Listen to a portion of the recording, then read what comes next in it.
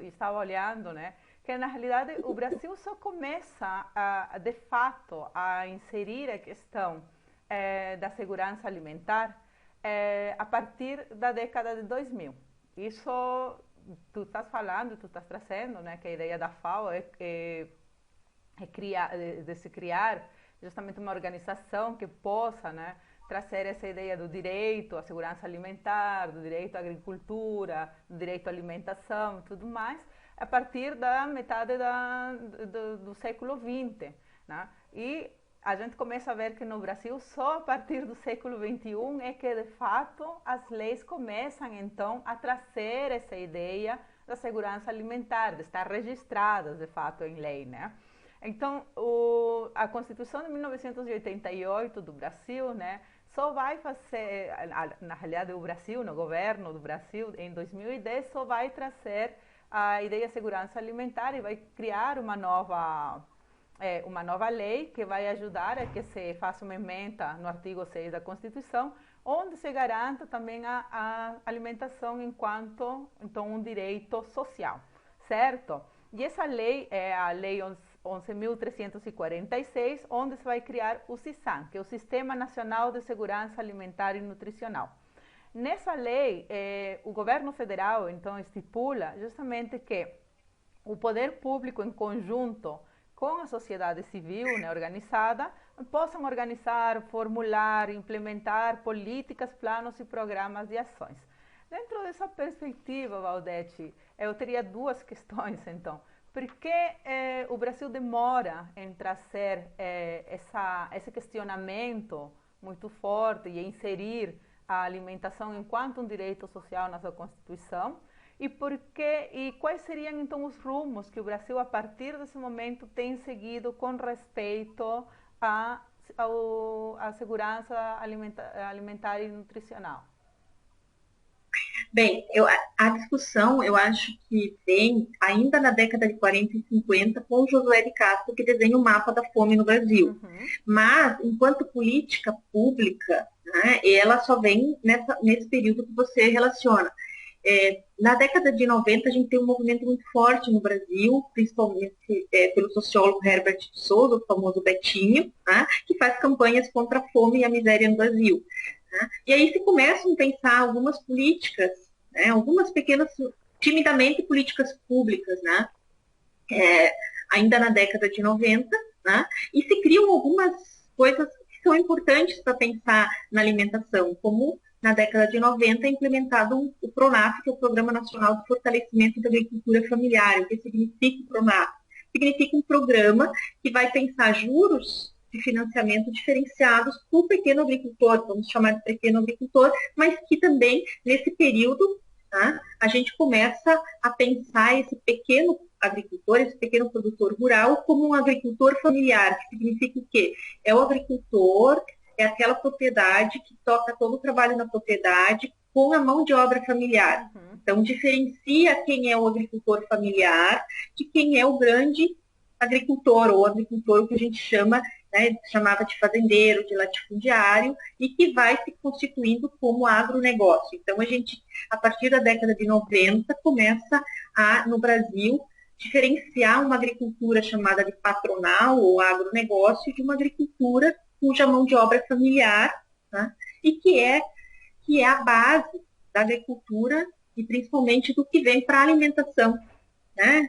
Produção de feijão, de mandioca, né, e uma série de coisas, né, a carne. Você vê aqui no sul do Brasil, principalmente na região oeste de Santa Catarina, toda a produção de proteína é feita pela agricultura familiar, né? A proteína animal, eu falo, né? Então, a produção de leite, a produção de suínos, a produção de aves, ela é feita em propriedades de agricultura familiar, em pequenas propriedades, né? Então, por isso que se desenvolveram aqui na região também os grandes complexos agroindustriais, né? Os grandes frigoríficos, as grandes indústrias de carne. Só que, né, a produção ela é feita nas pequenas propriedades, nas propriedades da agricultura familiar. Então, na década de 90, a gente começa a desenhar claramente dois modelos de agricultura no Brasil. A gente sempre teve esses dois modelos de agricultura no Brasil, mas a gente passa a ter uma conceituação mais clara desses dois modelos. E também nesse período, a partir da criação do Programa Nacional de Fortalecimento da Agricultura Familiar, familiar, que pensava, então, um financiamento diferenciado, um juro diferenciado para o pequeno produtor, né? Porque esse pequeno produtor, esse agricultor familiar, ele vai para o banco e pega um montante muito menor do que o fazendeiro do agronegócio, né? O patronal, que a gente chama também. Então, são diversas formas da gente relacionar, né, esses dois modelos diferentes de agricultura, que depois ficou claramente definido como agronegócio, agricultura familiar. Então, a partir da criação do PRONAF, também é criado no Brasil um outro ministério. A gente cria dentro dos ministérios, né?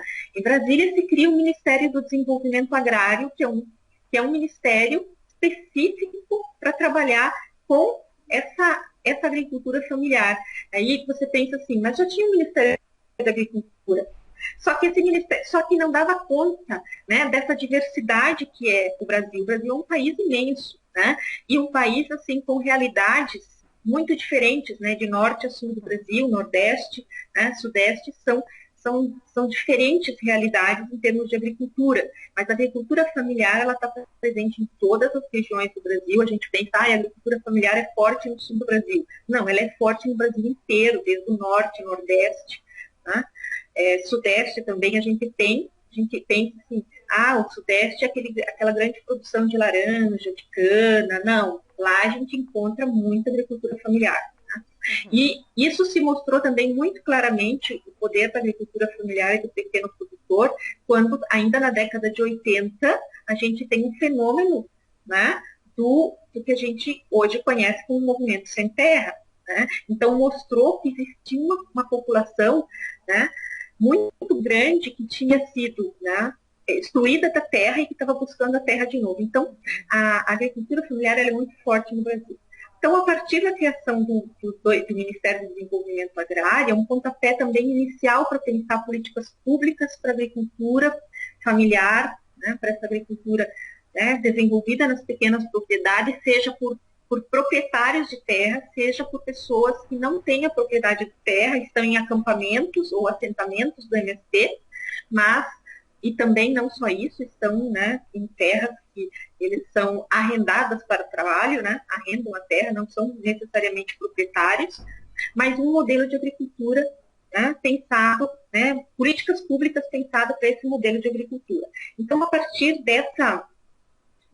desse período, a gente começa, assim, a pensar um pouco mais, porque pensar em agricultura está totalmente ligado ao que a gente vai discutir, que é a segurança alimentar. A gente não tem como pensar alimentação se a gente não pensar no desenvolvimento da agricultura. E aí, sim, só a partir dos anos 2000 é que essas políticas, elas começam a ser efetivadas enquanto políticas públicas, né? Desde o PRONAF, desde o Ministério do Desenvolvimento Agrário, que já não existe mais. A partir de 2016, ele foi extinto, né? Mas a partir, então, da criação do MDA e da criação do PRONAF, a gente começa a se pensar timidamente em políticas voltadas, né, pensando na alimentação. E aí, a partir dos anos 2000, com a criação do Ministério do Desenvolvimento e Combate à Fome, né, ele tinha um programa chamado Fome Zero, né, que foi um programa que ele é um programa muito maior do que pensar assim, é um programa Fome Zero. Não, ele incluía diversos outros programas, diversas outras políticas públicas essenciais para pensar no combate à fome. Então, desde um programa muito importante, que é o Programa Nacional de Aquisição de Alimentos, que é o PAA, e o Programa Nacional de Alimentação Escolar, que é o PNAE. Então, esses dois programas, eles garantiam o financiamento para os agricultores familiares, para que eles viabilizassem a produção, e também garantiam a compra desses alimentos, né, que vão desde a alimentação escolar, né, a entrega em hospitais, outras entidades. Né? Então, são alimentos, são restaurantes comunitários e tal. Então, isso faz com que o agricultor consiga produzir e se garanta também uma alimentação de mais qualidade, seja para alimentação escolar, seja... todas essas políticas, elas foram encadeadas também com outras, né? Por exemplo, a exigência de que né, os municípios, para o repasse dos recursos para a alimentação escolar, os municípios tinham que comprar tanto por cento da alimentação oriunda da agricultura familiar e local. Depois a gente vai discutir por que é tão importante comprar alimentos locais. Então, são políticas que vão desencadeando, né, uma política pública que desencadeia outras políticas. Ela não consegue, né, sozinha dar conta.